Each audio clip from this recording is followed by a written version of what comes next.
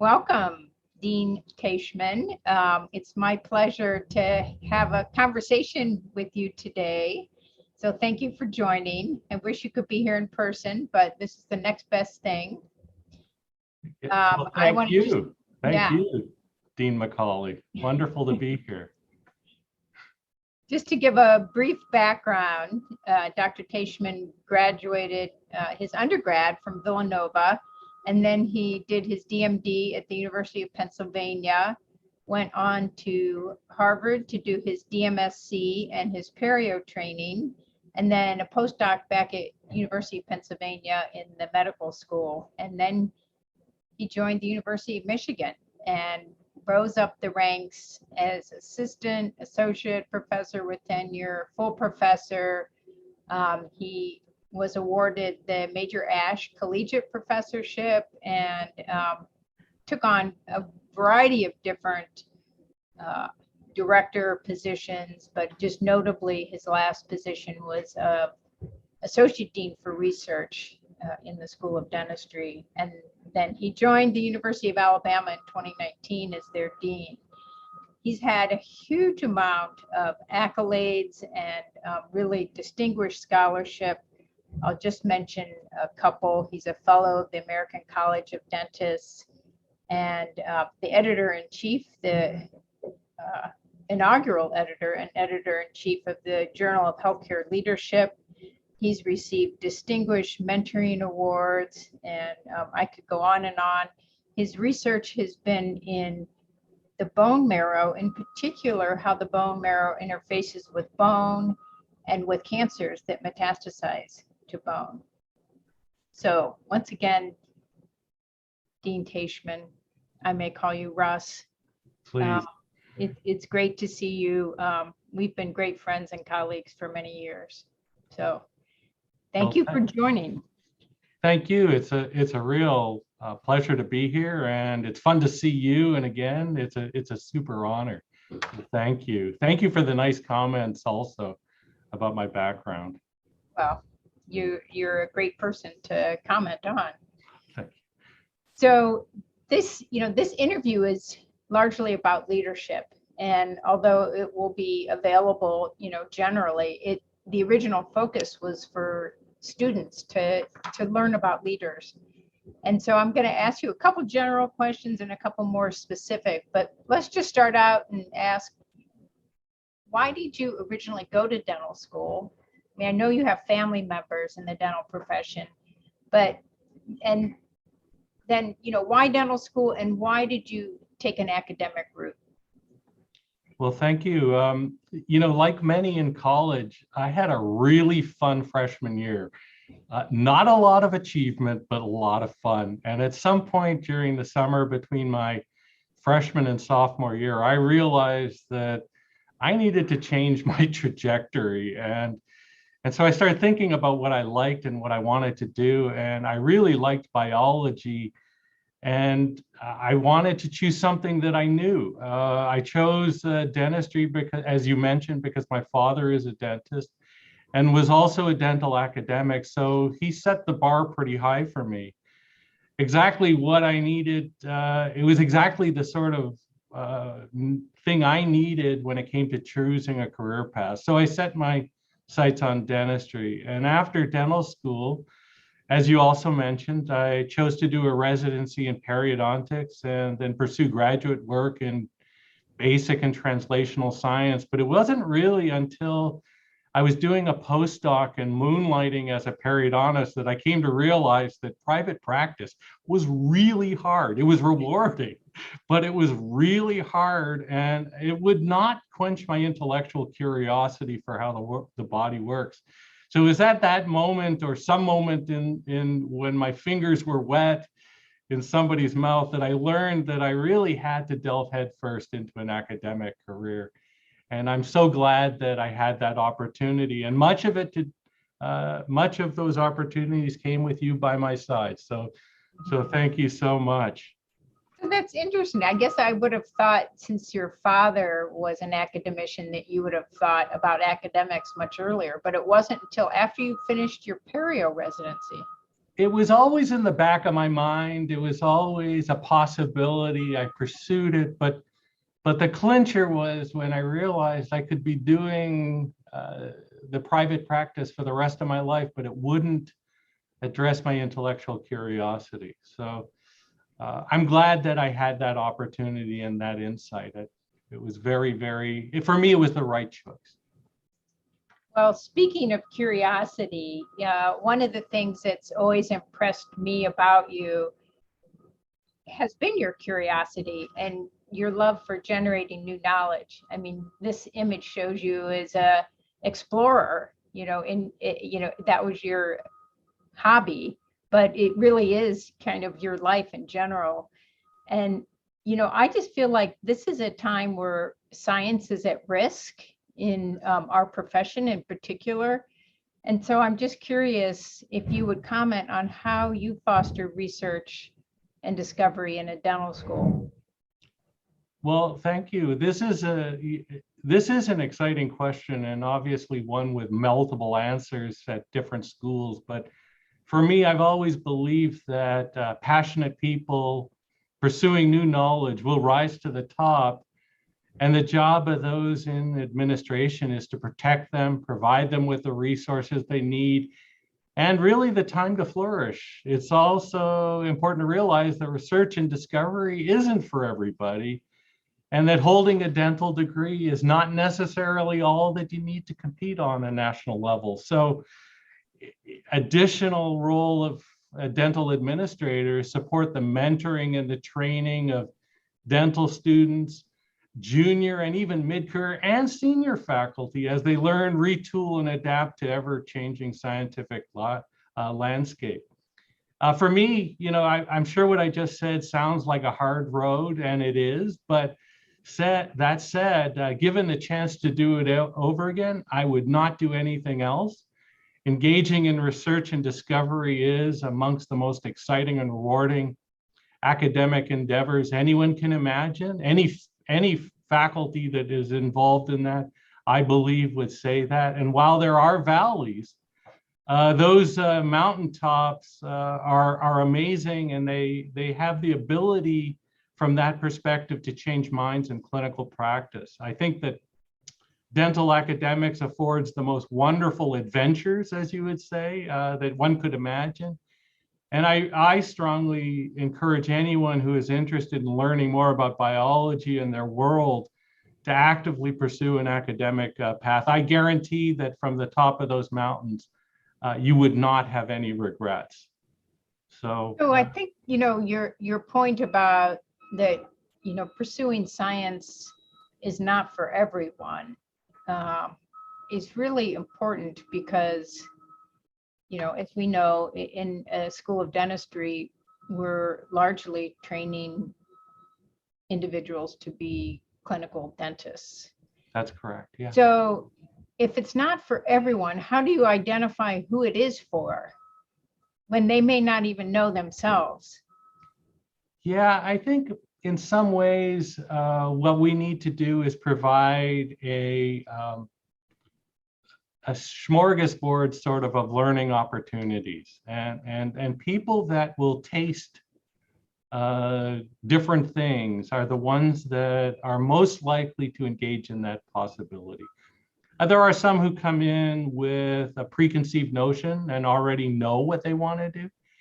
There are those who are open for the opportunity, and I think it's our jobs to facilitate that choice. And the other thing I think our major job as dental academics, one of our major jobs as dental academics is to realize that while it may not be for everybody, what we do need to do is foster the appreciation for science and discovery amongst those. You just never know who, for example, might be in your chair, and your opportunity to talk about it. I remember early on during the height of the pandemic, or at the beginning of the pandemic, talking to multiple colleagues who said, I wish I paid more attention to my virology. And so again, you just don't know when that stuff is going to be important. And And I think dental school provides that sort of opportunity to learn and do things that you just don't have other opportunities, and it makes the learning environment incredibly rewarding. I think the point that you said about students having the opportunity to have a research experience is really important, because if you don't have the experience, then you may not know that it could be very rewarding, right? And so if we never provide those experiences, one, how will they ever know? And two, are we adequately providing opportunities for them to, cultivate their scientific perspectives is one thing, but just having those experiences. And, our accreditation standards say that, our students should have an opportunity to have those experiences, right? But they're very careful on how that is crafted.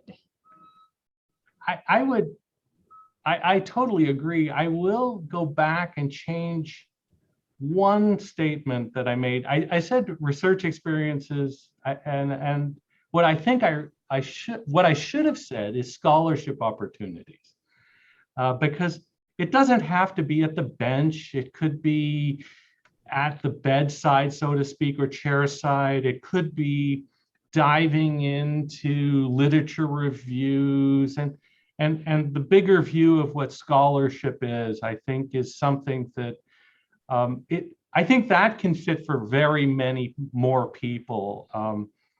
Again, near and dear to my heart is the bench and the clinical translation, but there are other opportunities, and I think we should provide all of those for our students. Right, as well as survey research. Absolutely. Data science. You're right. They don't all have to be at the bench. Absolutely, and they're all opportunities to move the profession forward, the most important aspect. Yeah. So I'm going to show another image here, which just reminds me to comment on, your role as associate dean at Michigan and how impactful you were just in the short few years that you held the associate dean for research title, restructuring the research department, developing a collaborative science strategy and initiative, identifying the school's research strengths, developing a set of key scholarly metrics. And I'm just wondering, those were all impactful and things that have been sustained in our school, and also things that have supported our faculty to be successful in their research. And I'm just curious, using that as an overarching theme, if you would comment on how you establish an environment where faculty can thrive in their research. Thank you for those nice accolades again. Those are incredibly kind words. And of course, the achievements would not have been possible without the active support of my dean. I am very proud of what we achieved together. And I also think that a major contributor to what we achieved as an institution was the support of the staff and faculty and the research infrastructure and what they did to promote science. In retrospect, I think the most important lesson that I learned to take away is that the best ideas may come from somebody else, and usually those who have a vested interest in the process, and then to take those ideas and fan them. Take some risks, don't be afraid to fail, provide the support to be open and transparent with failures and celebrate the success, but basically let the data speak for itself. And I think that's what we did as a whole. I will be honest that amongst my proudest achievements as a faculty member while at Michigan and now at UAB is the opportunity to watch others grow, whether it be students in the classroom, students in the clinic, or students in the laboratory. I think that it's incredibly rewarding. I also find it incredibly an incredibly happy moment to see the pride that staff have when they receive kudos for their work and supporting other people, and then for the faculty when they get their first or their next awards. Seeing that success is, for me, hugely rewarding, and continues to motivate me. I mean, so serving as an associate dean for research, that was obviously very focused on research across the school. But I'm wondering if you see differences in your role as dean at UAB and supporting faculty. Is it similar, or is it different, whether it's different because it's a different institution or different because you're in a different role? I'm just curious. I think that it is very similar. One of the things that I learned as associate dean was to look at data and use that to make the best decisions possible. We try to use the best data possible here, as in my role here, to make decisions. I must say that more and more frequently, we don't have the data to make those sort of decisions. And those are always scary and sometimes wonderful moments. But I think that the working with individuals, their needs, their success is the same. One of the things that I had the opportunity to do as associate dean was work with a wonderful team in the leadership team. And I have that here as well. And so I think that, big lessons are the roles are the same. The structure is slightly different, but working with teams and using data when possible to make the best decisions is obviously the most rewarding way to move forward. So speaking of teams, you've always impressed me as being a great team leader, whether it was your research group or your staff or just being a member of the leadership team. This is a very memorable image for me, and I would love to hear you comment on just this bowling team photo specifically, but in general, your thoughts on how to develop a cohesive team, because as a leader, it's really crucial. Yeah. So that's a fun picture. I remember that it was sometime in the late 90s. We were participating in a team continuing education course in periodontics. And if I recall, you were going to do something pretty astounding to keep people's interest in your presentation. And I knew I had to do something to rise to the occasion. And I came across a greeting card of a bowling team. And I just thought, wouldn't it be great to put the team members who are presenting in this format? And it has always brought giggles to me. So we have Martha Summerman in the center because she was department chair, Hamley Wong, Phil Richards, Fred Burgett, Dave Sarmont, Bob Eber, Steve. Just, yeah, it was a fun time. Yeah, thank you. It was a great moment to capture that time. I've always strived to bring together, in terms of team building, the most qualified, motivated, and diverse group of individuals and set them towards a common goal. Inherent in this prospect, I think, is empowering the team or the individuals of the team with the freedom to push boundaries and let their talents shine and not micromanage. That's probably the most difficult part of leading a team, is staying out of the way and making sure that they have the resources to do their job. Teamwork teams do work in many different ways, not always my way. And so it's important to realize that, but it's also a recognition that the collective impact of talented people who get the job done and push their teams forward is always far better than the individual effort. So I've always been a big proponent of working in teams. I find it amongst the most rewarding things that I have the opportunity to do. Probably because you're very good at it. Well, thank you. Thank I you. mean, collaborative science and team science now is really the only way to go, right? It is true. You can't compete at a national level like we used to be able to as single units. So it's important to recognize that and foster that. Yeah. So as a leader in our profession, I'm curious if you would comment on what you think the areas of the future that have the most potential impact are. So that's an interesting This is question. a big question. Yeah, and obviously I've got to dust off my crystal ball.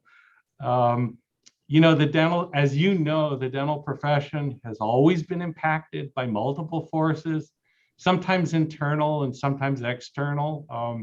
For the internal forces, I'm impressed with how the basic and clinical translational science continue to evolve our thinking and understanding of not only disease processes, but to expand our treatment options. I'm also, you know, the sort of things that you and I learned as dental students for treatment options are no longer available on the market, and the time that it took to get to where we are and the time moving forward, that's only going to shorten.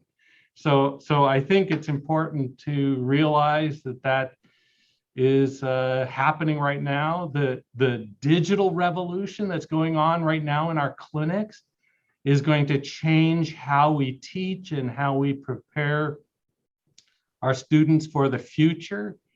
The gap between, I sort of have mentioned this already, the gap between what students learn in school and what they will practice and what the private sectors continues to do will grow at a pace that I think is astonishing. And most importantly, I'm proud to play a small role in supporting some of these activities. For external, clearly, we've not seen the full impact of the COVID-19 pandemic. This, in some ways, has been incredibly surprising, and also in some ways, you know, it's interesting to see that some practitioners continue to practice much as they did before the pandemic. So in both ways, I think it's astonishing. I think it's astonishing to think that a little while ago, dental practices across the country were shuttered for all but emergency care. And yet here we are rebounding in ways that are very, very positive. Also, I look towards market forces that are outside of what you and I usually engage in an academic setting, but those market forces are driving the way people practice and where they are likely to practice. And I also think the need for greater diversity in our profession is driving, happily, dental schools to recruit more and more diverse students. So I see that as very, very positive. It is reflective of what's going on around us in our society, but as leaders in the profession, I think we should all be very proud of our active role in recruiting a wide variety of individuals to the profession. It's needed, something that is a very positive trend, and I think it's also something we should celebrate.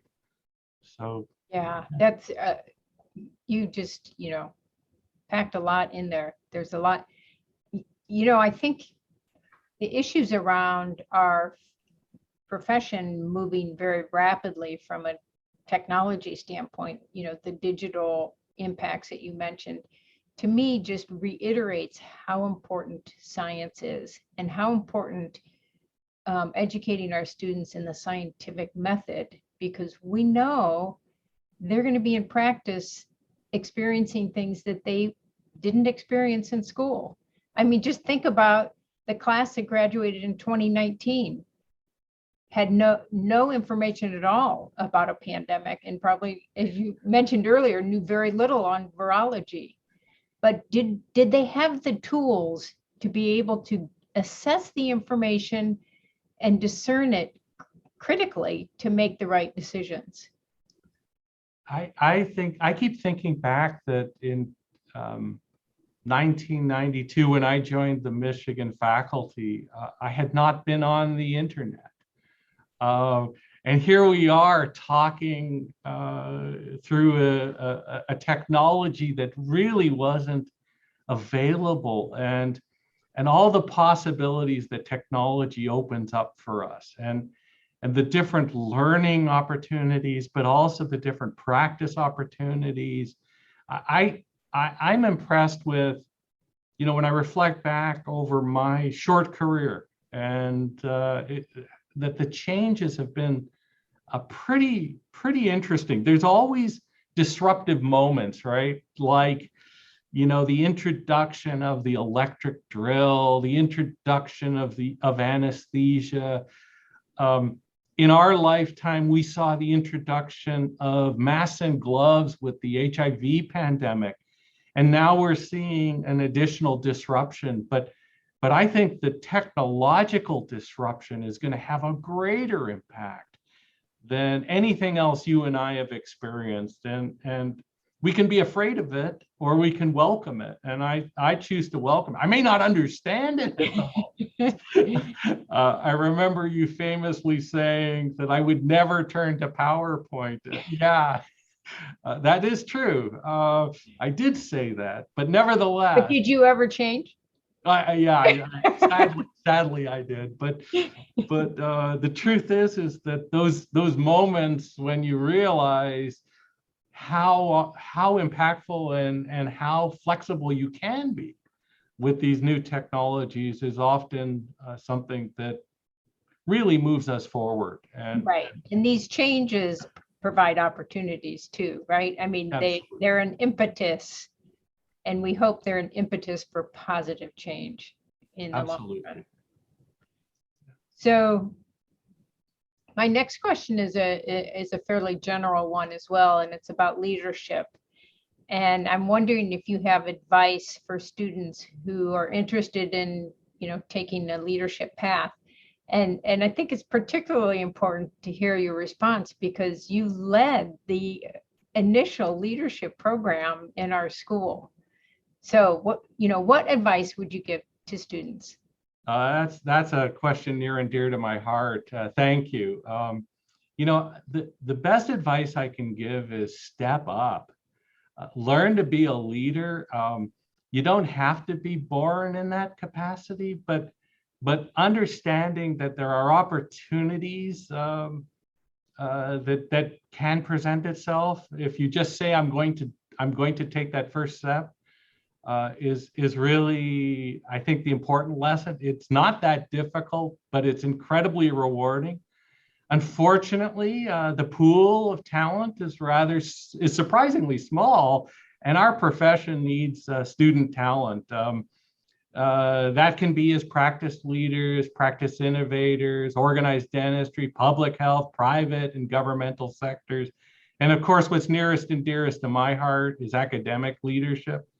All those areas, I think, are ripe for leadership. And if we want dentistry to continue to flourish in the best interest of our patients, then each of us, no matter what role we play in the profession, need to step up and take an active role in shaping our future. So that's the advice I would give. It's rather simple, but take the first step.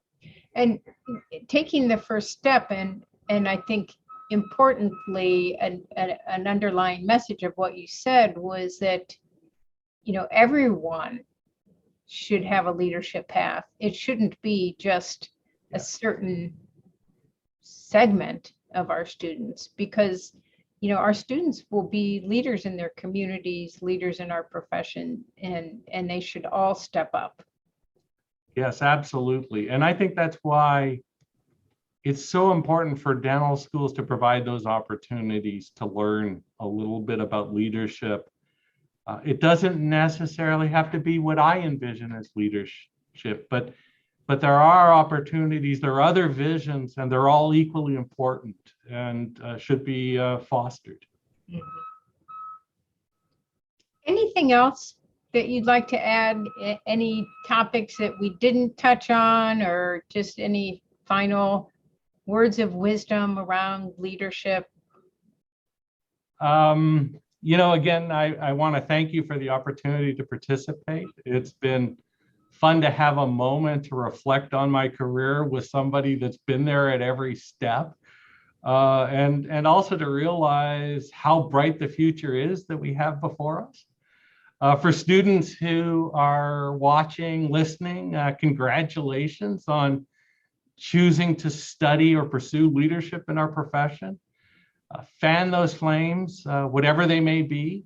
Look for allies and colleagues to work together. There are lots of people who will have your backs, and just as many who will follow your example if you simply take those first steps. So remember, the journey is well worth taking. It's the first step that matters. And so enjoy it. Thank you so much. Just really great to catch up with you. We miss you here in the school. You've had a great impact on our school over many years, and I'm sure you're doing the same at UAB. So keep up the great work. Oh, thank you. Those are kind words. I miss you guys. It was so much fun growing up with you. And I look forward to collaborating with you well into the future, and all the faculty at Michigan.